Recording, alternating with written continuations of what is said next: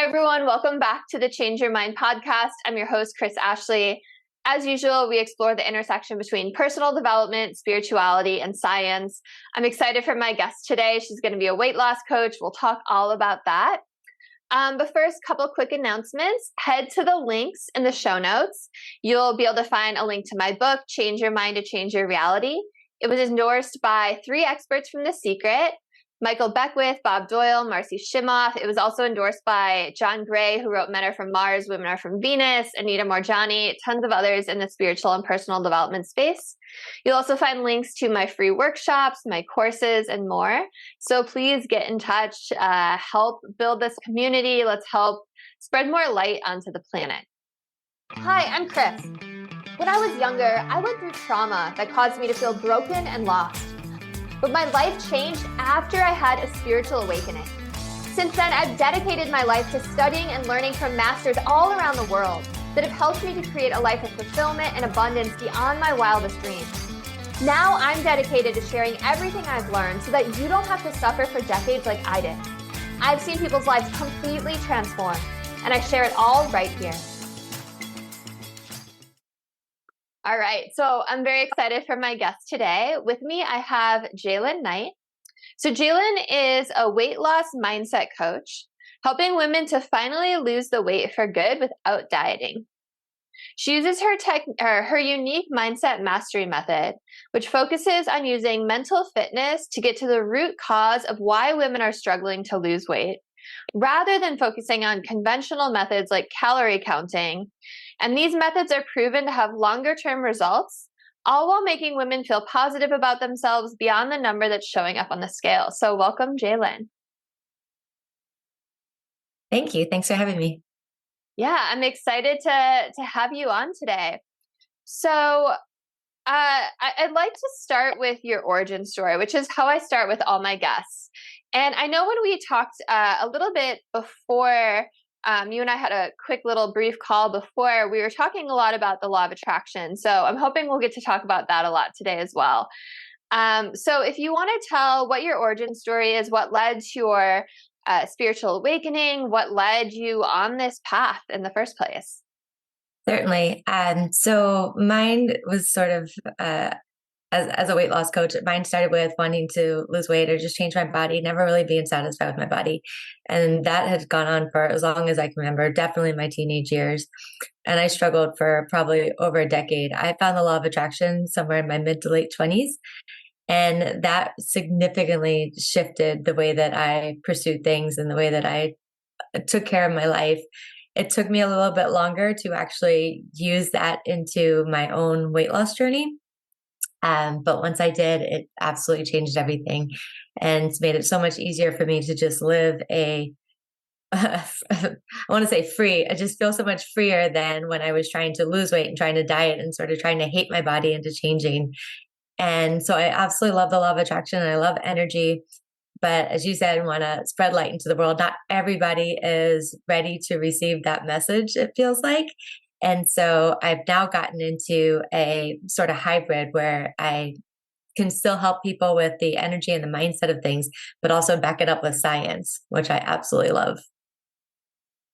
Awesome. So how much weight did you end up losing yourself? Of course, I yo-yoed a bit, but I was 20 pounds heavier than my heaviest. And okay, so right on. The whole time. So how did the law of attraction and all this energy work help you lose the weight? Very much about you can't get a positive outcome from a negative situation. And so as much as I was applying law of attraction to my life, I wasn't applying it directly to this. And so I was still trying to sort of force my body into doing things and hating the situation that I was in, and all the opposites of the recommendations for attracting the results that you want in your life to come into you. And so it wasn't until I kind of failed at all those things that I relaxed back into sort of accepting and trying it this other way and allowing things to change for me. And that's when they did. Okay, so you mentioned that everything is science-backed. And as my listeners know, I love backing everything up with science. So tell me a little bit about how the law of attraction is backed up by science. Yeah. So one of my law of attraction teachers is Abraham Hicks. Are you familiar with them?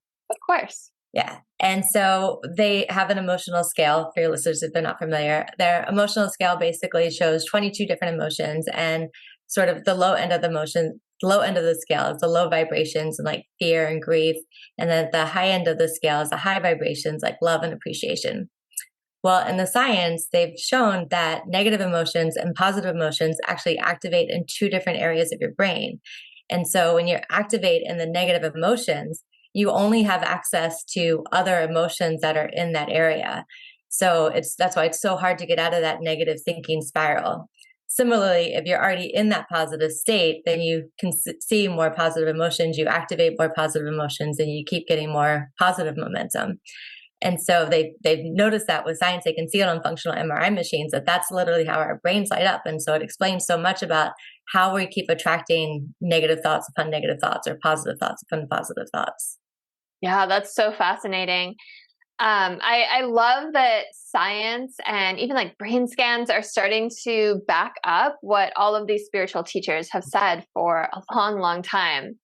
So you told me that you help people who can't commit to meditating for longer than 2 minutes using this science-based algorithm. So tell me a little bit more about that. Yeah, so it's a systematic framework called positive intelligence, and one of the pieces that they use is called PQ reps. And it's kind of like if you're doing reps to strengthen your body in the gym, you're doing reps to strengthen your mind. And so we're actually just building the self command of our mind. But rather than to ask you to sit down and be quiet and try to clear your mind for 15 minutes, which a lot of people find really inaccessible, these can be done in as quick as 10 seconds. And it's not just about sitting still, but it's about getting into any of your five senses. So sight, touch, hearing, taste, smell, anything that just takes you into the present moment, into your senses for 10 seconds is enough, as they said, backed it up with science. It's enough to pause that impulse that, like if you're in a negative thought spiral, it's enough to pause that. So you have an opportunity to choose something that feels better. You can choose either a neutral or positive thought, but you can change the way that you're feeling from that. So is this something that you do when you feel a negative thought come up? Both. So kind of back to the lifting weights. So you don't only want to lift weights when you're like having a weak moment, say, like having a negative thoughts that come up. So you still want to practice this in your daily times. And so we actually recommend kind of taking 2 minutes out every couple of hours, especially when you're getting started, to like really build this muscle up.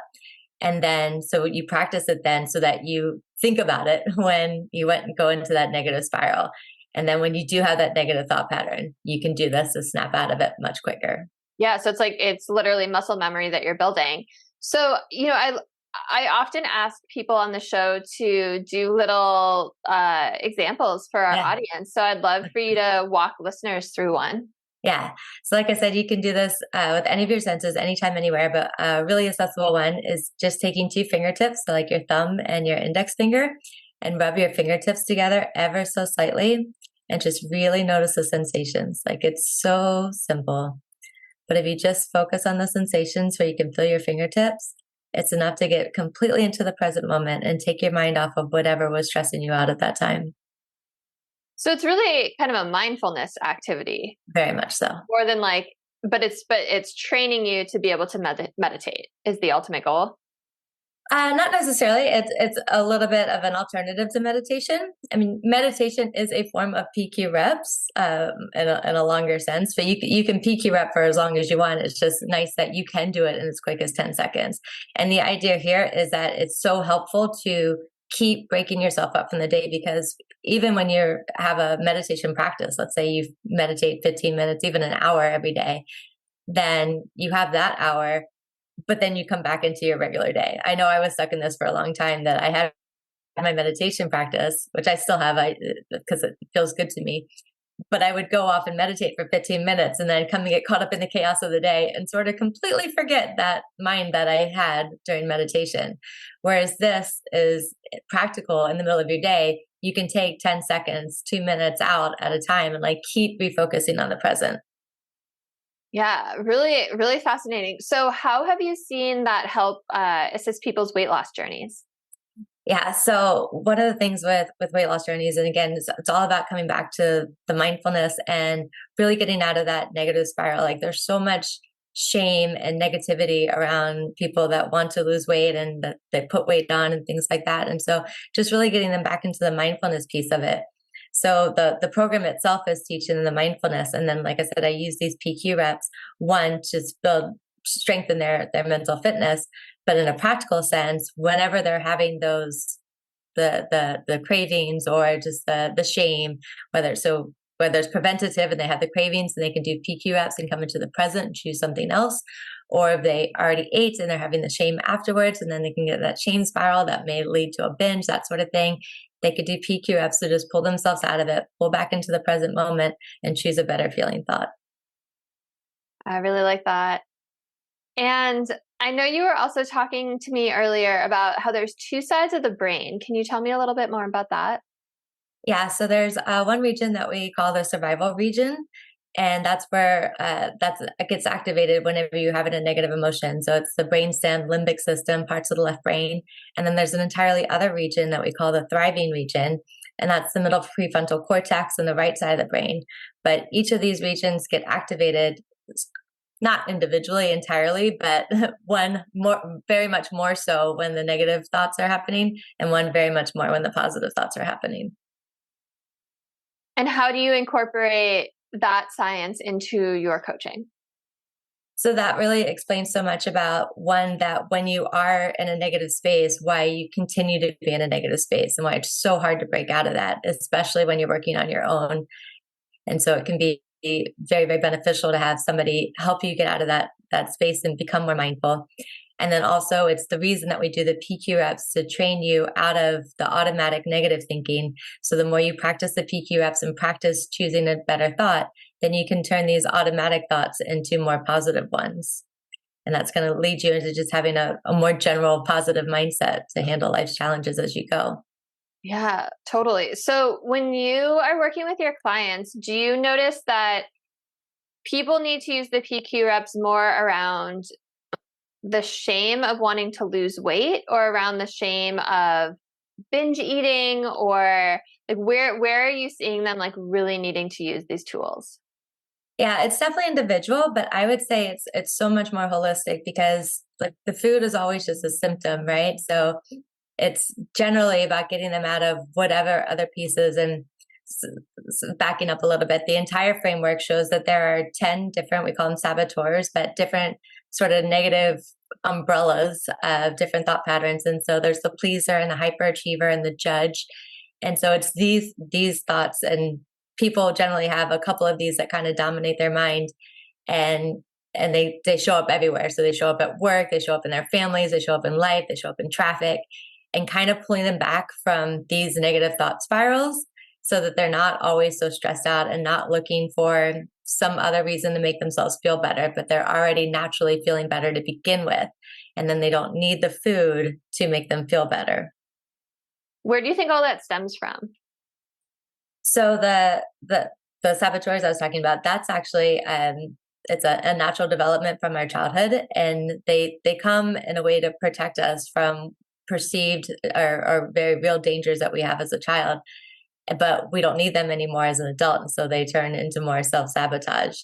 But one that everybody can relate to and everybody has it is the judge, the inner critic, that voice that's always going to point out and amplify any errors that you've ever made.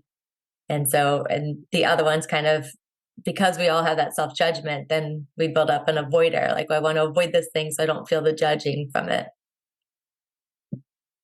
So do you find that once you help people, you do the PQ exercises, you're helping people recognize these saboteurs, right? Which is probably the first step, because a lot of people are probably unconsciously running these programs.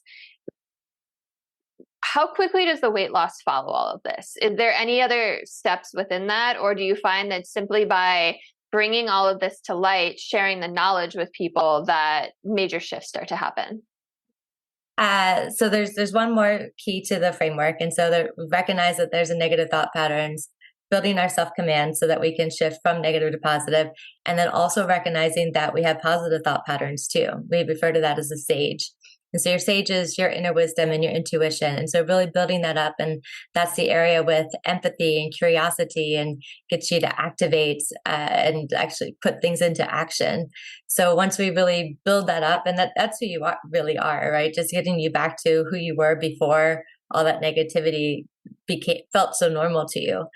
Once we build that up, then we add the strategies. So there's very much a mindset part of it, and then a real life strategy part of it about how you're feeding yourself, listening to your hunger cues, listening to your intuition, knowing when to eat, what to eat, those kinds of things, and we build that on top of it. So there seems to be a really big shift in our society with a body positivity movement right now, right? Mm-hmm. Where it's almost like the tables have been turned, where now you get, I don't know if like glorified is the right word, but you certainly get rewarded on social media for being more overweight, right? And sometimes you get shamed for losing weight. So how have you seen that affecting your clients or your work? I haven't actually seen that in my clients. I definitely see it on social media. It's prevalent. I don't think that I'm attracting the clients that are buying into that, I guess, necessarily. We are very much a do what makes you feel best, right? So if being a certain size makes you feel best, do that. If eating a certain way makes you feel best, do that. But for sure, everybody that comes to me because they are not happy, not just in their size, but they're not happy with the way they're treating themselves. Yeah. So tell me more about how are they treating themselves? What is your typical client? So typically a client is stressed out for work, over family relationship, over demands. So many people come as people pleasers. So they're constantly giving away their energy and themselves and their time. And then they need me time and they need something to fill their cup back up. And the easiest, simplest thing that they can do and the thing that they are practiced at is eating. And so they constantly eat, but they're not even enjoying it. They're, again, they're just trying to handle stress, which doesn't feel good. And they're eating, that doesn't feel good. And then they're putting on weight and that doesn't feel good. And then they can't move their body and that doesn't feel good. So all of these things come together and they're just not feeling good about it. So it's not like they're parading around like, I'm bigger and beautiful, which absolutely no argument. Whoever feels great about whatever body they're in, I'm all for. But that's not the people coming to me. They're not happy with the way that they're treating themselves, not happy with the way that their life is going. And I think what really speaks to them is that my program is so holistic. It's not just about eat these things, move this way, lose this weight. It's about changing your life so that you genuinely feel happy. And then once you feel happy and positive, then you want to do these things that are also going to take the weight off. And how does it touch the other areas of their life? Like I said, it's because it gets to the root cause. It's so holistic. So if they're a people pleaser, then they're going to learn how to set up boundaries and take their power back and say no sometimes. And again, it happens so organically because they're just learning that it's okay for them to not feel that they have to do things that they don't want to do, or they don't have to try to please somebody just to get validation for themselves. They can self-validate. Right. And they learn to have empathy for themselves so that if they're tired and they don't want to do something, it's okay to sit down and take a rest, and they deserve that. They don't have to make excuses. They don't have to go eat something just so they have a reason to sit down. So it extends out into their entire world. And like so many people are able to stand up to injustices going on in the workplace and to empower their kids to start doing more chores. And just thinking of a couple of examples off the top of my head about different things that have gone on with my clients, but just really taking back their power so that they don't have to substitute what is already theirs. Like they deserve to have that energy. They deserve to say yes when they want to and no when they don't want to. And once they recognize that they are worthy of making those decisions, it's so much easier for them to do that. And then they don't have to compensate it through eating. So it's kind of that when you said injustices in the workplace, that stood out to me because that's not what I expected you to say. But I'm assuming you're saying it because they were being treated unfairly because they were such a people pleaser. So they were probably taken advantage of to some extent, right? They're not out there becoming social justice warriors just because they lost weight. No, very much a personal justice warrior. But yeah, absolutely. That people just put more more demands on them, ask them to be the ones to stay later, ask them to pick up the slack for somebody else, and they always would. Yeah. Yeah. And I mean, I've always heard that people pleasing is a trauma response, right? That's something that goes deep to their childhood where they weren't, I don't know, maybe getting the love that they needed or the affection they needed, or something was going on where they felt like they had to really put themselves out there in order to get their needs met. Yeah. And so saboteurs develop whether there's trauma or not, but people definitely lean towards different saboteurs based on what they needed in their childhood. So there's definitely a correlation there where people that weren't getting their needs met or weren't getting the attention that they wanted would go above and beyond to get that attention. Yeah. So, do you think that all people who are struggling with weight issues, it all stems back to one of these saboteurs that you were talking about? According to the framework and the research, and that they've done extensive research, over 500,000 people have participated. But everything stems back to the saboteurs. So all of the negative emotions in the world, they've done this radical simplification where they can narrow down to these 10 different saboteurs. And so every negative emotion you have, or everything that's driving you in a negative way, can lead back to one of these saboteurs. So this isn't your framework; it's someone else's. Absolutely. Oh, I thought it was yours. Okay. Oh, no, I'm sorry. Who created it? This is positive intelligence. Shirzad Shamin created it. I teach it. Okay. So what are the 10 saboteurs? So the judge is the universal saboteur. Everybody has that.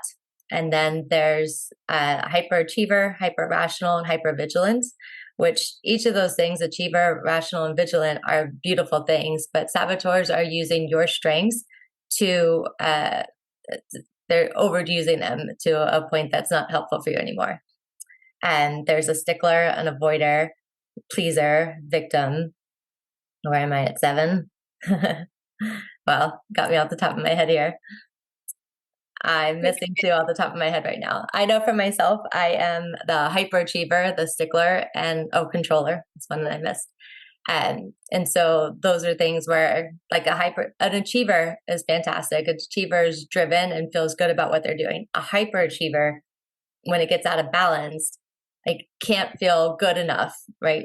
Always achieving to the next level and nothing is ever good enough, kind of thing. So when I came into this work, that was something that I was dealing with. And this work has helped me balance that out so much so that I can appreciate the fact that I'm driven and motivated and want to do my best. But I can also accept that what I'm putting out there is good enough. And I don't have to continuously criticize that it should have been better. Yeah. And I imagine that if you're in that overachieving state, you're not focusing on your health as much, right? Because you're just you're driving, you're just trying to get stuff done. You're probably just like grabbing whatever meals on the go, and that kind of feeds into the whole weight gain thing. So are there certain saboteurs that you've seen more connected with weight gain or just weight issues in general? For sure. I definitely see a lot. Like I said, the pleaser shows up a lot.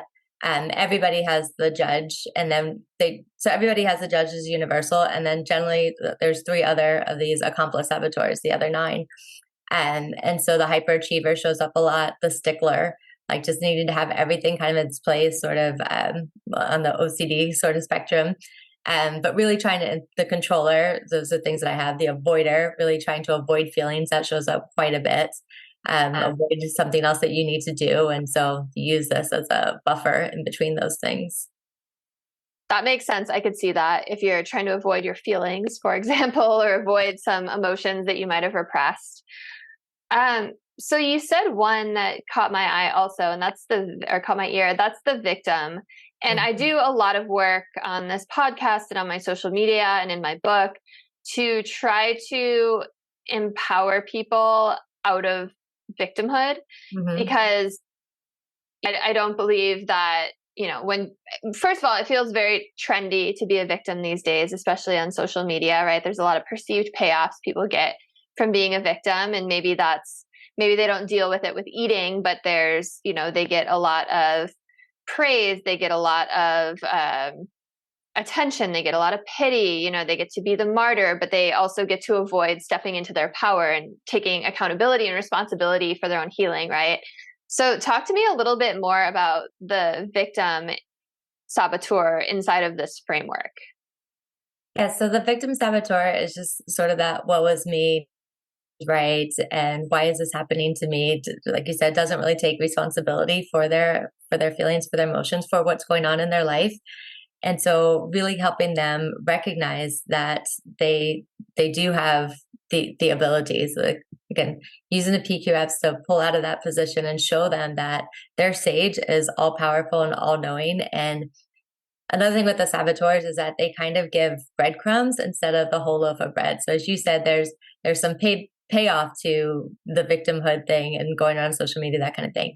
And a lot of these things come with some breadcrumbs. Like a lot of the high powered, higher achieving people, they're like, I need my hyperachiever, or else I'm not going to be CEO and I'm not going to get these accolades.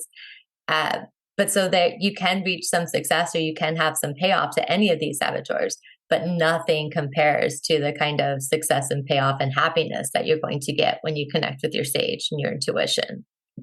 And so really teaching them that even if they're getting some benefit from the victim and having those thoughts and living that sort of lifestyle, they're going to get so much more when they connect to their sage. And how do you gently teach people how to step into sage mode and out of victimhood mode specifically? Yeah, so I'm very happy that I have the systematic framework, and that helps. It's an app-based system, and so they go through kind of lessons throughout the week and kind of keep coming back. So they take those 2-minute mindfulness breaks throughout the day to build their self-command and to teach them into getting into that positive mindset. And so within that framework, it's a very natural progression that they become aware. And as they become aware and they recognize that, sure, I'm getting a little bit from this, but there's so much more that I could be getting. So that awareness really motivates them to follow through with the program. And then between the program and the coaching, that they recognize so much more about who they really are and how much they are actually limiting themselves from letting the saboteurs run their mind, even if that's familiar. But they can, it's a safe progression way to go through the unfamiliar to get back to who they really are. It almost makes me think of people who are in abusive relationships where they get those little, like, to use your language, breadcrumbs from it, where they get those little pieces of attention or those little pieces of affection, maybe even if it's negative attention, but they're getting something versus breaking free of that and finding a really healthy relationship or even a healthy relationship with yourself. Yeah, absolutely. So how does the law of attraction play into helping people make the journey from saboteur to sage? So a couple of things with the law of attraction is that, so the emotional scale I love so much because it kind of gives a step-by-step where you have a like a fear-based thought, and then you have a thought that feels a little bit better and a little bit better, and a little bit better. But I was actually just doing the emotional scale the other day, and I do them quite a bit, and it still takes probably 30 minutes to like write down through all those thoughts. What I love about this program is that so many times when you're in that negative thought space, it's so hard to think your way out of it. Like I said, you're just thinking other negative thoughts while you're in there. But the PQ reps actually give you a chance to break that and get into your body for a moment so that you can sort of put a stop to that and then have the ability to choose something different. And so it's just a much more practical way of applying the law of attraction, where you want to get away from the negative thoughts that are very low vibration and just don't feel good to you, and into spaces that feel so much better. And then when you're in those positive spaces, that's when you have access to that clarity, and you're able to make future decisions and planning, and you have access to your empathy and curiosity. And so all of those things just allow you to choose the life that you actually want to have. So from Abraham's perspective, it's more about it's about attracting it into the world, and I'm still fully believe that. But I love that it's backed up in science too, about explaining that when you are in your middle prefrontal cortex using those positive emotions, that you are able to think and focus and see more clearly the different opportunities that are going to create the life that you actually want to choose. I think that's beautiful. Any other final thoughts that you want to leave people with? Anything that we didn't cover that you feel like listeners would really benefit from? I think just simplifying it back to that mindfulness is always going to help you get from a negative space to a more positive space, and however you can do that in a way that fits into your lifestyle. And that's why I love these PQ reps, because as simple as 10 seconds is enough to help you focus into the present. And of course, the more often you do them, the more often you practice, then one, you don't need them as much because you've already practiced those positive mindsets, so that you're not automatically going to the negative. But when you do need it, that it's completely accessible to you. And there's an infinite number of ways that you can do it. It's just 10 seconds using any of your senses. Yeah, thank you so much. And I think it's so important to be in the present moment, because when we're living in the past, we're just living out our own anger and our own low vibration emotions and our own traumas, right? And then when we're in the past, or when we're in the future, it's all about our anxieties and our fears, and we just let these emotions overcome us. And then we're conscious creators. We're always creating, whether we're conscious of it or not. Right. And we're going to be creating more situations in our lives that make us feel those emotions, right? Unless we're really, really aware of them. Yeah. And so, but what I love so much about this is it really shows with that muscle memory, as we talked about, that you can change your automatic thought process to have a more positive thought, so that when you encounter the same situation, say over and over, like using traffic a lot, because who hasn't experienced road rage? I don't know anyone, but you can be in that same situation, a habitual situation, and then continuously teach yourself to have a positive response to it. And that's just an example of how well you can train to have a positive and in the moment and present response to that. You can do it for absolutely anything. And that's how you know that you've really healed something, right? When you're encountering that same triggering situation, but you're not having that extreme emotional reaction to it anymore. Exactly. It doesn't have the negative response anymore. Yeah.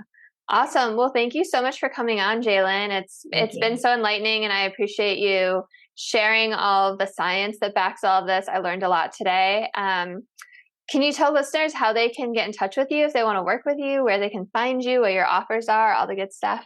Absolutely. I'd love to.